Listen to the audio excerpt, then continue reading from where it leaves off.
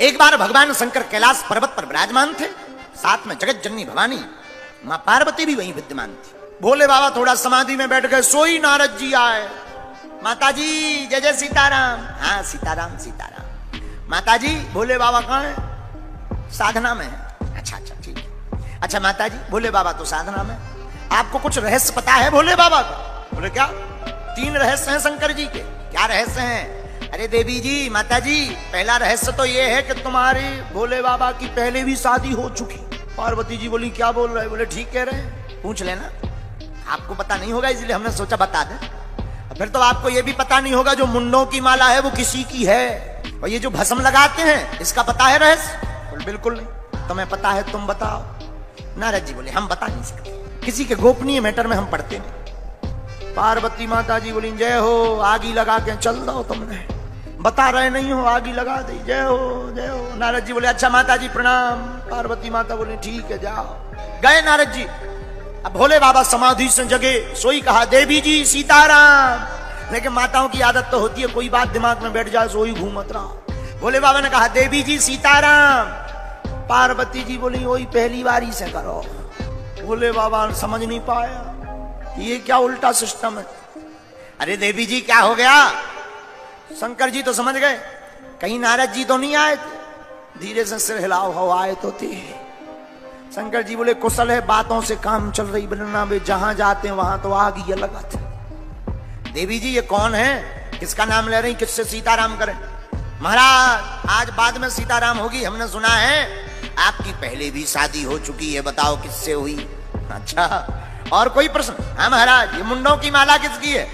और कोई प्रश्न? ये महाराज भस्म किसकी है? सुनो देवी जी हमारा पहले भी विवाह हो चुका, लेकिन वो किसी और से नहीं, पूर्व जन्म में तुम ही सती थी, इसलिए तुमसे ही हमारा पहले विवाह हो चुका है। अच्छा महाराज ये मुंडों की माला, ये मुंडों की माला भी तुम्हारी ही है? हमारी?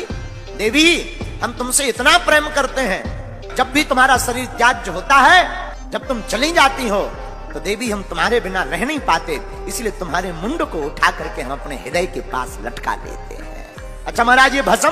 बोले ये रघुनाथ ये राम नाम के प्रभाव की भस्म। अच्छा महाराज शंकर जी भस्म क्यों लगाते हैं? एक बार एक मुर्दा जा रहा था, मुर्दा के पीछे बहुत से लोग गांव वाले, एक आदमी मर गया जिसका नाम था टिल्लू गुरु। टिल्लू गुरु मर गया, बहुत से लोग पीछे थे, सब कह रहे थे राम नाम सत्य है, राम नाम सत्य है, राम नाम सत्य है, सत्य बोलो सत्य है। शंकर जी ने कहा वाह ये लोग कितने अच्छे हैं, राम नाम सत्य कह रहे हैं। तो शंकर जी भी पीछे खड़े हो गए और पीछे पीछे शंकर जी भी चलने लगे, क्योंकि जहां राम वहीं भोलेनाथ। तो शंकर जी भी कहने लगे राम नाम सत्य है, राम नाम सत्य। लेकिन जैसे ही शमशान घाट पहुंचे तो जो लोग गांव वाले आए थे, जहां मुर्दा को रखा हो आग लगाई, तो जो गांव वाले राम नाम सत्य कह रहे थे सब बदल गए 2 मिनट में। अब तो खुसर फुसर करने लगे एक दूसरे से। अच्छा भैया तुम्हें कब पता लगा ये कैसे मर गए गोपाल टिल्लू गुरु? तो दूसरा बोला अरे भैया क्या बताएं, हम तो दुकान जा रहे थे, तब तक बच्चा दौड़ते हुए आया कि पापा पापा पापा पापा टिल्लू गुरु तबक गए। तीसरा बोला अब हमारी मत पूछो। बोले क्यों? हम क्या बताएं, हम तो जा रहे थे बिजली को बिल भर भी, इन्हें आ जाइए मारने तो संडिहाना मारती।